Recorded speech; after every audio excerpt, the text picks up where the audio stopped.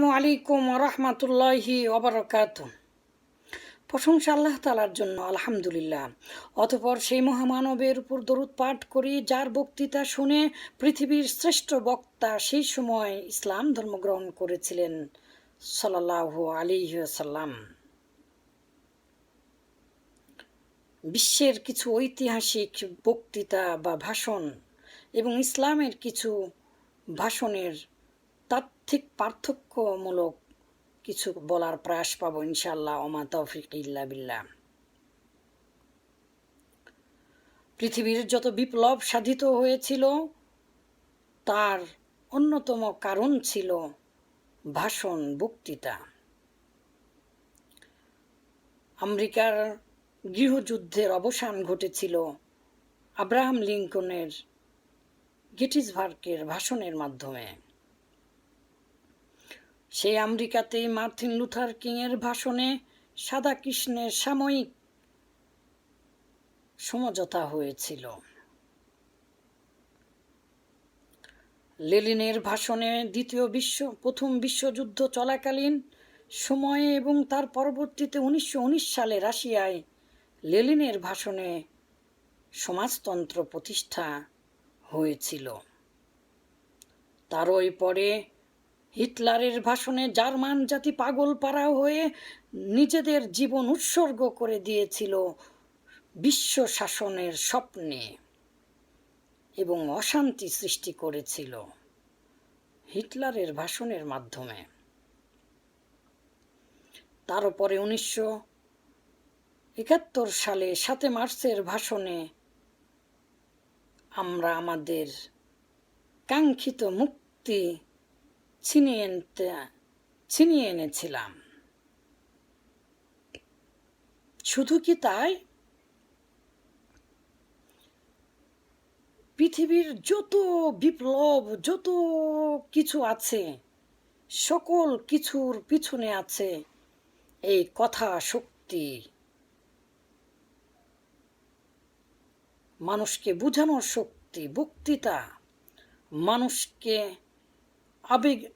আবেগ করে তোলা। এগুলো সব স্বার্থান্বেষী, সকলের পিছনে রয়েছে সূক্ষ্মভাবে স্বার্থ। কিন্তু ইসলামের কিছু ভাষণ দেখুন, ভাষণের মাধ্যমে, বক্তৃতার মাধ্যমে যে মানুষের হৃদয় বিগলিত হবে, প্রভাব বিস্তার করবে, এটা রাসূল সাল্লাল্লাহু আলাইহি সাল্লামের হাদিস দ্বারা স্বীকৃত। আন আব্দুল্লাহ ইবনে উমর রাদিয়াল্লাহু আনহুমা ক্বালা কদিমা রাজুলানি মিনাল মাশরিকি ফাখাতাবা। পূর্ব দিক হতে দুজন ব্যক্তি আসলো এবং তারা বক্তৃতা দিল।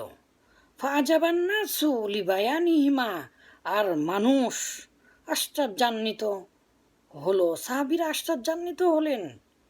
ফাকালান নবী সাল্লাল্লাহু আলাইহি ওয়াসাল্লাম, আল্লাহ রাসূল বললেন, ইন্না মিনাল বায়ানি লাসিহরান, নিশ্চয় বক্তৃতায়, কথায় রয়েছে জাদু, সম্মোহনী শক্তি। বুখারী, মুসলিম। কথার মাধ্যমে মানুষের মন পরিবর্তন করা যায়, মানুষকে আঘাত দেওয়া যায়, যে আঘাত পারমাণবিক বোমার চেয়েও বেশি হয়, ক্ষত বিক্ষত। সম্মানিত ভাইরা, আল্লাহ রাসূলের কথা শুনে মানুষ ইসলাম ধর্ম গ্রহণ করতেন এবং করেন এখনো পর্যন্ত। কি আছে কথায়? কাফেরেরা ভাড়া করে নিয়ে আসলো লাবিদকে, শ্রেষ্ঠ কবি, সাহিত্যিক, বক্তাকে। জিবরাইল আলাইহিস সালাম এসে আল্লাহ রাসূলকে আগেই জানিয়ে দিলেন।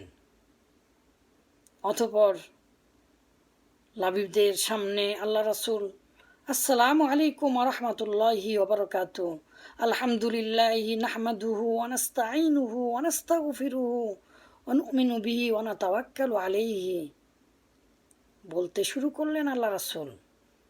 একবার বলছে মুহাম্মদ আপনি আবার বলুন। দ্বিতীয়বার, তৃতীয়বার, চতুর্থবার বলতে হয়নি। লাবিদ ঘোষণা করছে, এই কথাগুলো, এই অমীয় কথাগুলো কোনো মানুষের পক্ষে বলা সম্ভব নয়।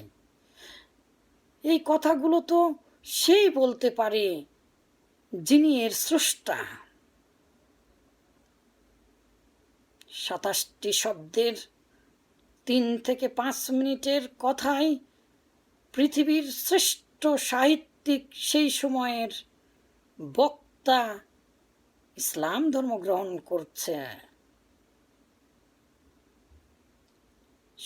সেই একই শব্দ প্রতিদিন হাজার হাজার বক্তারা বলছে, কেন আমাদের হৃদয়ে আসর করছে না?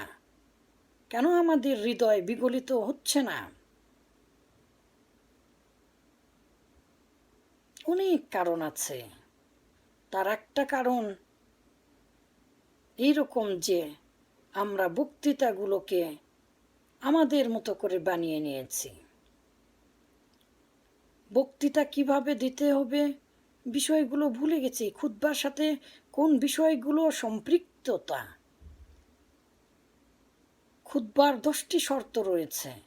তাফসীর গ্রন্থগুলোতে দেখুন, জানুন। মুক্তাজায় হাল অনুযায়ী পড়ছি না। আমরা ওই 12 চাঁদের ফজিলতের খুতবা সারাটা জীবন, আর খুতবাতুল আহকাম সারা জীবন ধরে শুনে আসছি। খুতবাতে তো হবে চাহিদা ও দাবি অনুপাতে, প্রয়োজন অনুপাতে, নরম ও গরম। কিন্তু আমরা কি করি?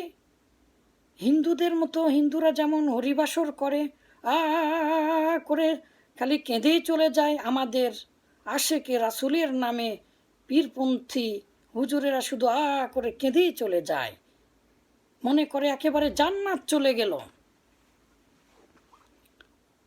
কি আশ্চর্য কথা! আশেকে রাসূলের কথা চলে আসলো।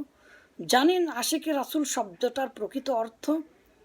ইশক শব্দটা, আশেক, ইশক, এটা কোনো নারী আর পুরুষের মধ্যে অবৈধ সম্পর্ককে বলা হয় ইশক। আমার কাছে একটি বই আছে, আল ইশক ওয়া আহকামুহু, এটা হারাম। সেই শব্দটা ব্যবহার করা হয়েছে রাসূলের শানে, রাসূলের প্রেমিক প্রেমিকা। যেহেতু প্রেম তো আর পুরুষের মধ্যে হয় না, নারী আর পুরুষ। কে নারী আর তাহলে কে মহিলা? আল্লাহু আকবার, আউযুবিল্লাহ মিন জালিক। কেন এগুলো মানুষেরা করছে? কিভাবে প্রভাবান্বিত হবে মানুষ যদি রাসূলের পদ্ধতি অনুযায়ী না হয়? আবার কি দিনরাত 24 ঘন্টা খালি গরম বক্তৃতায় দিবেন? আল্লাহ রাসূল গরম বক্তৃতা দিয়েছেন, নরমও বক্তৃতা দিয়েছেন। দেখুন হাদিসে কি এসেছে, ইয়াতামিদু আলা মাউযিহি, অর্থাৎ বিষয়ের উপরে সেটা নির্ভর করবে। আলিম ওলামারা বলেছেন, আন জাবির ইবনে আব্দুল্লাহ রাদিয়াল্লাহু আনহু ক্বালা কানা রাসূলুল্লাহ সাল্লাল্লাহু আলাইহি ওয়াসাল্লাম ইদা খুতবা, আল্লাহ রাসূল যখন খুতবা দিতেন,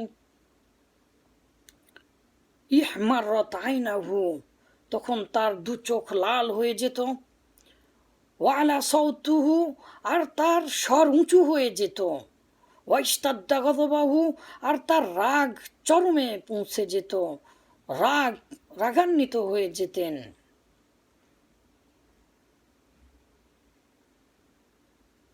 যেন কান্নাহু হাত্তা কান্নাহু মুনজিরুল জাইশ, যেন সৈন্যবাহিনীকে সতর্ক করছে। সতর্ক করুন, আশেকে রাসূলের নামে আর পীরদের নামে শুধু কেঁদে কেঁদে মানুষকে আবেগের বদ্ধ জালে বন্দি করে আপনি সমস্ত কিছু সাত্তান্বেষী মতো সব লুটিয়ে পুটিয়ে নিচ্ছেন। আবার আল্লাহ রাসূল খুতবা দিতেন, এমন খুতবা দিতেন, এমনভাবে কথা বলতেন যে কথাগুলোতে হৃদয় গলে যেত। হাদিসে এসেছে চোখ দিয়ে পানি পড়ত। খুতবা শুনে হাড় পর্যন্ত দিয়ে দিতেন। এমন সুন্দর কথা বলতেন। পৃথিবীর সর্বশ্রেষ্ঠ দয়ালুর ব্যক্তি দয়ালু ব্যক্তির নিজের কন্যা তার ভাইকে চিঠি লিখছে, আদি ইবনে হাতিমের কাছে চিঠি লিখছে তার বোন হাতিম তাইর নিজের মেয়ে। কীভাবে জানেন, ইবনে আসিরের মধ্যে এসেছে যে ভাই আপনি চলে আসুন, আমরা এমন মানুষের মেহমান হয়েছি যে মানুষ পৃথিবীর মধ্যে সর্বশ্রেষ্ঠ ব্যক্তি, যার কথায় অমিও আছে। আদি ইবনে হাতিম তাই আসলেন, আল্লাহ রাসূলের কথা শুনলেন, ইসলাম ধর্ম গ্রহণ করলেন এবং বললেন, আমি আপনার মতো মানুষ পৃথিবীতে আর কোনো দিন দেখিনি, আপনার মতো মানুষ আর আমি পৃথিবীতে কোনো দিন দেখিনি। চিন্তা করেছেন পৃথিবীর সর্বশ্রেষ্ঠ দয়ালুর ব্যক্তির, ইতিহাসখ্যাত দয়ালু ব্যক্তির নিজের কন্যা নিজের ছেলে কি সত্যায়ন করছেন আল্লাহ রাসূলের ব্যাপারে। ইসলামের কথা যখনই আপনি বলবেন তখন মানুষের বিবেক সেটাকে মেনে নিতে বাধ্য থাকবে, কারণ সত্যের সংক্রামক রোগ হচ্ছে সেটাকে মেনে নেওয়া। স্বার্থের কারণে অনেক সময় নাও মানতে পারে, কিন্তু সেটাকে সত্যায়ন করবেই করবে।